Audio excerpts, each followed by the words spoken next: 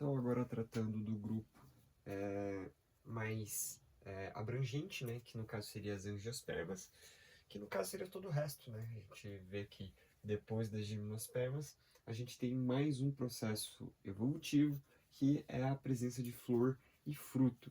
Angiospermas, etimologicamente, anjo significa vaso, esperma significa semente. Então veja que a estrutura de uma angiosperma é como se ela tivesse um vasinho, né, guardando as sementes. Então é o grupo mais abrangente, porque a gente vai ver que no caso a gente consegue classificar, né, a semente da angiosperma de duas maneiras. A gente vai ver isso mais especificamente em alguns resumos para frente, mas de primeiro o que a gente precisa saber é que existem as monodicotiledôneas e a gente tem as dicotiledôneas. É tudo referente à quantidade de cotiledone, que é como se fosse uma estrutura de revestimento da semente. Então, nesse caso, a gente tem, por exemplo, na monodicotiledônea, a gente tem o exemplo do milho. Se a gente vê o milho, no caso, a gente percebe que é só uma capinha, é apenas uma capinha protegendo, né, o conteúdo da semente. Então, ela é monodicotiledônea. Aí, no caso das dicotiledôneas, que é no caso do feijão, quando a gente pega o feijão, né, a gente consegue abrir o feijão em duas partes. Então, a gente nota que tem dois cotilédones. Então, nesse caso, a gente chama de dicotiledônea.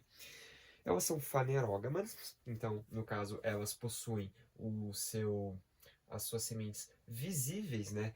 E muito visível, né? Porque elas estão tentando chamar a atenção de agentes polinizadores. Então, ela quer chamar realmente a atenção com cores vivas, com frutos bem doces. Então, isso vale muito a pena para elas. Então, no caso, elas gastam bastante energia para fazer um fruto, gastam bastante açúcar para fazer, porque justamente vão ser alguns animais, como por exemplo, alguns pássaros vão comer os frutos e vão, né, em voo mesmo, vão soltar, né, vão evacuar essas sementes e vão fazer, né, a perpetuação da espécie dessa angiosperma.